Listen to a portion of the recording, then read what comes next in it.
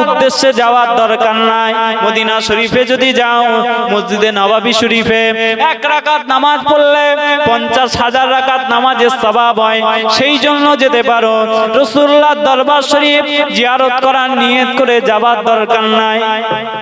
দুনিয়াতে অনেক আলেম আছে, আমি বলছি না সাধারণ যারা বড় বড় আলেম তাদের কথা বলছি না, যারা ইউটিউবের আলেম, যারা ফেসবুকের আলেম, যারা টুইটারের আলেম, যারা আমার মতো হাইব্রিড মৌলভী সাহেব তাদের কথা বলছি।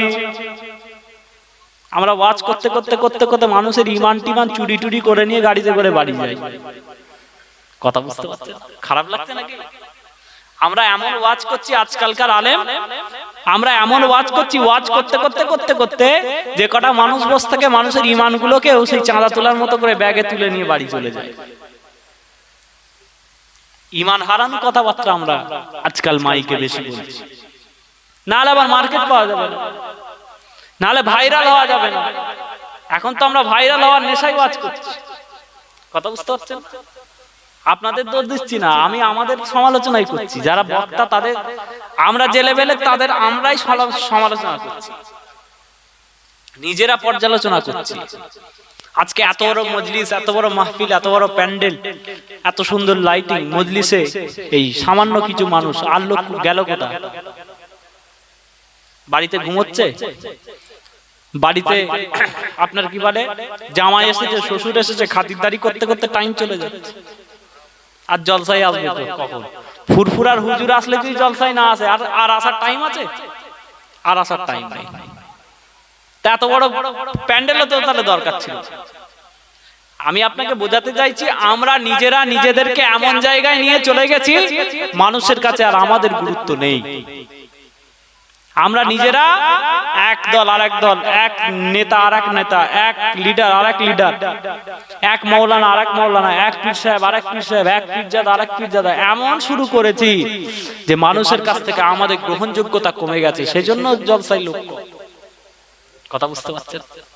যারা আসবে তারা ভাবছে এখানে যে কি করব, ফোনে বসে বসে হাদিস পড়ি, ফোনে বসে বসে আপনার কত ইন্টারন্যাশনাল বক্তা আছে তাদের ওয়াজ শুনি, বরং কাজ দেবে। এই জলসার মজলিসে যে দরকার নেই। এরকম আমাদের আস্তে আস্তে মন মানসিকতা তৈরি হচ্ছে কিনা? হচ্ছে তো নাকি? এই জান্নাতের বাগানের গুরুত্বটা আমরা নিজেরাই কমিয়ে ফেলছি। কথা ঠিক কিনা? ঠিক তো? এটা আমাদেরকে নিজেরা নিজেদেরকে পর্যালোচনা করা উচিত। আমরা নিজেরা ভালো না খারাপ এটা ঠিক করা উচিত। আমরা আজকে জলসা করছি, কটা মানুষ কাঁদে আমাদের জলসায়? কাঁদে না। ফুরফুরা শরীফের মুফতি আজম যখন ওয়াজ করতেন, ওয়াজ শুনতে শুনতে আল্লাহ রাসূলের দিদার হয়ে যেত। ফুরফুরা শরীফের ছোট হুজুর কেবলা যখন ওয়াজ করতেন, ওয়াজ শুনতে শুনতে শুনতে শুনতে কেঁদে জারে জার হয়ে যেত, লুটোলুটি করত। আমার নানা জানার নামা পীর আবুল ফারাজ সিদ্দিকী রাহমাতুল্লাহ আলাইহি যখন ওয়াজ করতেন, যখন জিকিরের মজলিস পরিচালনা করতেন, জিকির করতে করতে করতে করতে আমি যখন ছোট, আমি নিজের চোখে দেখেছি জিকির করতে করতে করতে করতে হঠাৎ দাঁড়িয়ে সালাম পড়ছেন। পরবর্তীতে জিজ্ঞাসা করা হলো, নানা জান আপনি জিকির করতে করতে হঠাৎ দাঁড়ানোর কি দরকার ছিল? জিকিরটা শেষ করে দাঁড়ালে হতো না? হঠাৎ দাঁড়িয়ে পড়লেন, হঠাৎ সালাম পড়লেন, কি ব্যাপার? তিনি বলেছিলেন, তার কাছ থেকে আমরা শুনেছিলাম যে জিকিরের হালতে আল্লাহর রাসূল এসে হাজির হয়েছিলেন। আল্লাহর নবীর চেহারাটা জিকিরের হালতে দেখতে পেয়েছিলেন, যার জন্য থাকতে পারেননি, উঠে দাঁড়িয়ে পড়েছেন। সমস্ত মানুষ হুজুর উঠেছে, আর মানুষ উঠবে না? সব মানুষ উঠে পড়লো, সালাম পড়লো। কিন্তু সবাই কি নবীকে দেখেছে? সবাই নবীকে দেখেননি। যার দেখার চোখ হয়েছে তারা দেখেছে। কিন্তু আমার রাসূলুল্লাহ বলেছেন, যে দেখবে নবীকে সে মিথ্যা দেখবে না। মান রাআনি ফিল মানামি ফাকাদ রাআল হক, যে আমাকে স্বপ্নেতেও দেখবে সে সত্য দেখবে। ফাইন্না শাইতান লা ইয়াতামাসসালু বিসূরাতি, নিশ্চয়ই শয়তান আমার রূপকে ধারণ করতে পারে না। যে আল্লাহর রাসূলকে স্বপ্নই দেখবে সে সত্য দেখবে, কারণ শয়তান আমার রাসূলুল্লাহর রূপ নিতে পারে না। জোরে বলেন সুবহানাল্লাহ। দেখলেন না হযরত উদ্বিকে রাসূলুল্লাহ সাল্লাল্লাহু আলাইহি ওয়াসাল্লাম স্বপ্নের মধ্যে বার্তা দিয়ে দিলেন, ওই লোকের সাথে যখন দেখা হবে বলে দেবে যে আমি নবী বলছি, তার গুনাহ মাফ হয়ে গেছে। এই জন্য আমরা রাসূলুল্লাহর দরবারের দিকে এত আমাদের টান থাকে আমরা নবীর দরবারে এই জন্য যাই। একবার জোরে জোরে মুহাব্বতে দুরূদ শরীফ আল্লাহুম্মা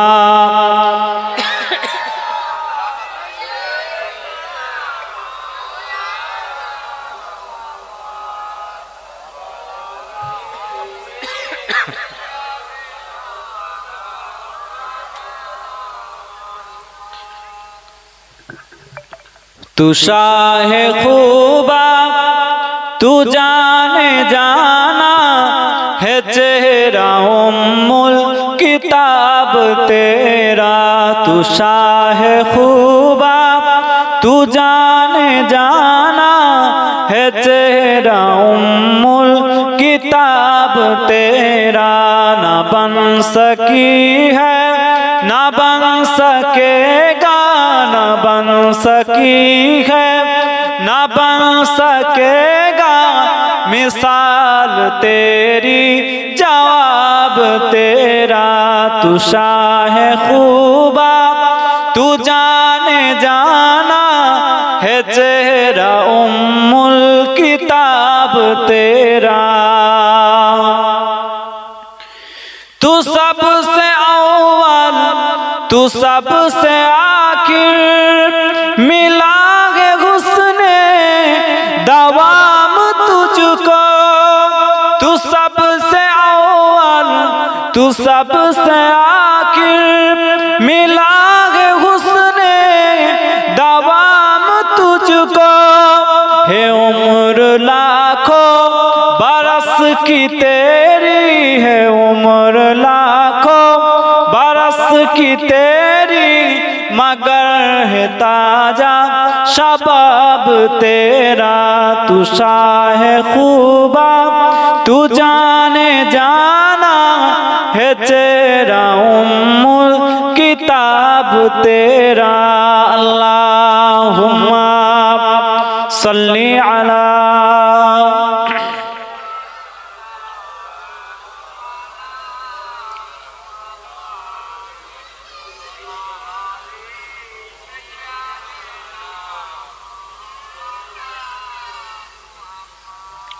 कलमा ला इलाहा इल्लल्लाह जोरे जोरे ला इलाहा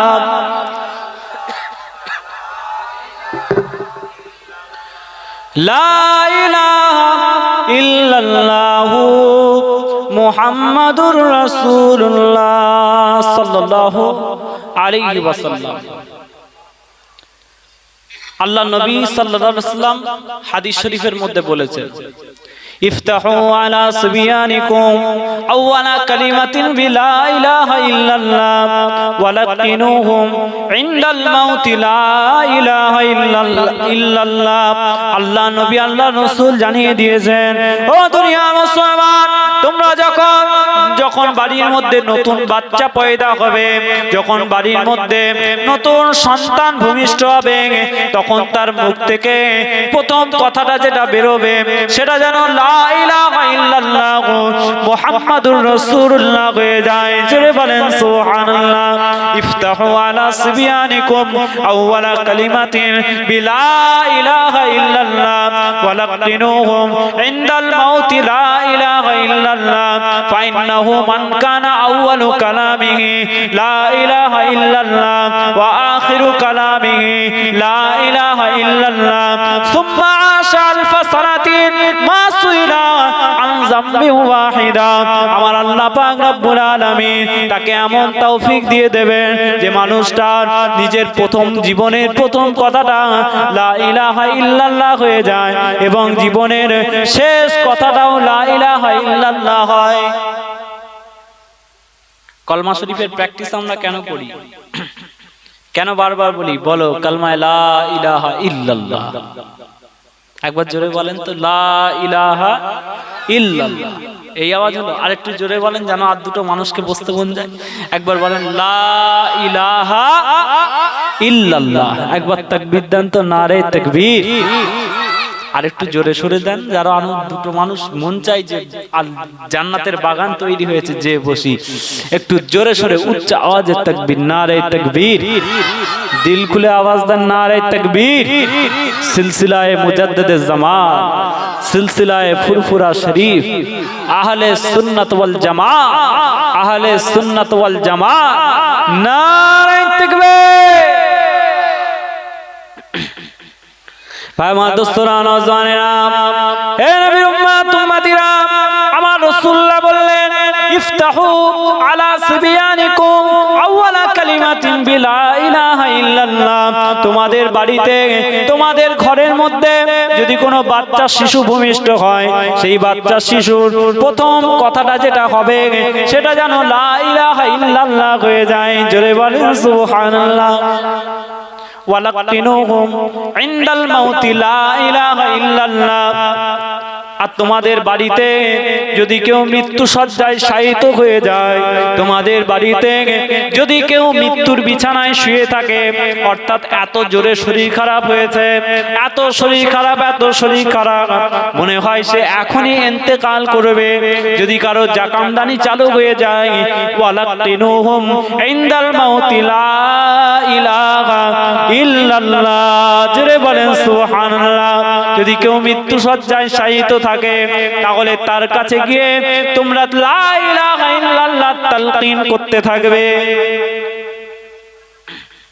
ইসলামের শিক্ষা, শরীয়তের শিক্ষা।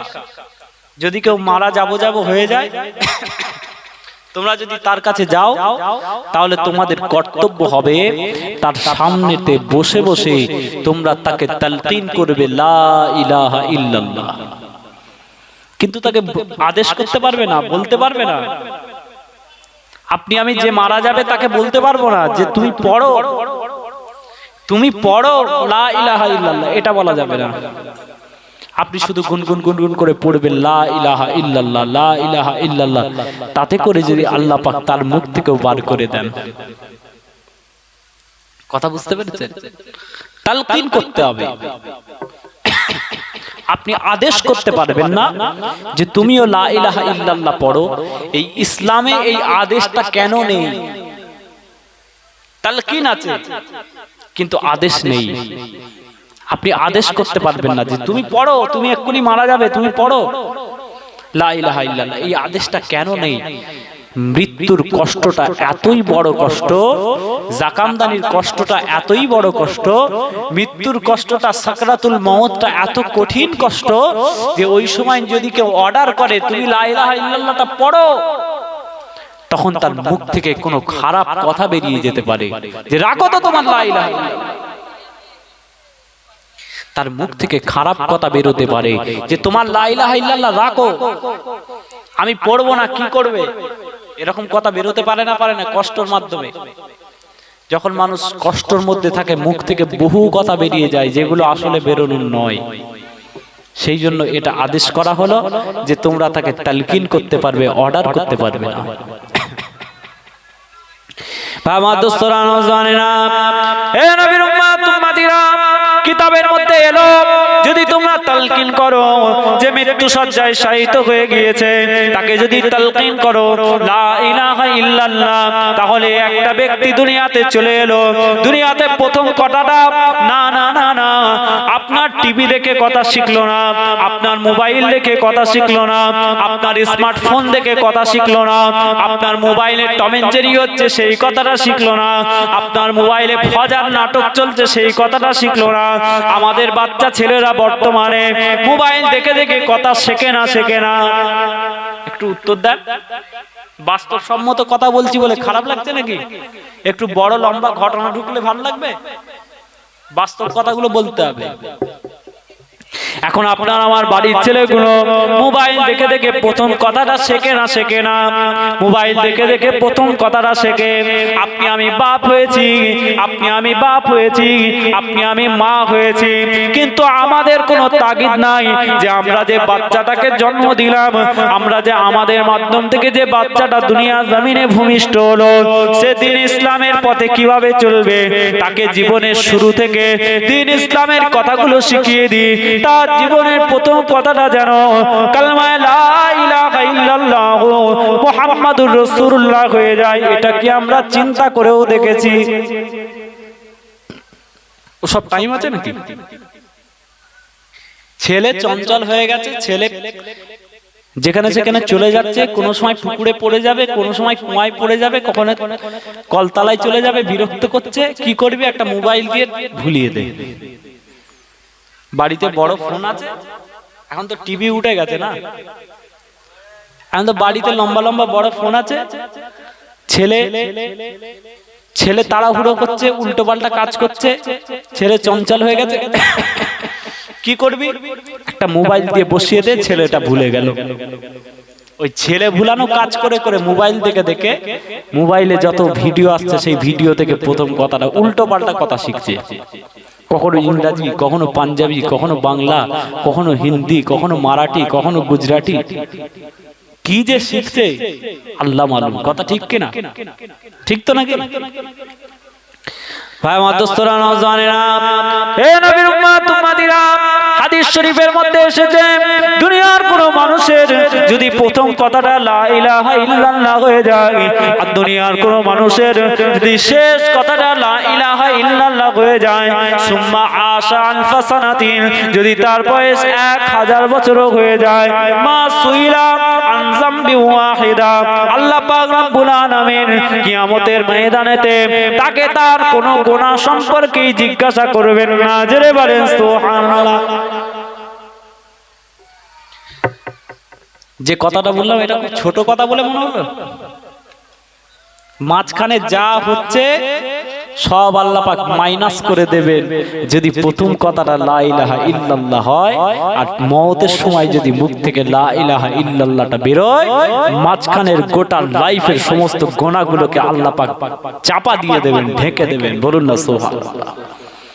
আল্লাহ পাক জিজ্ঞাসা করবেন।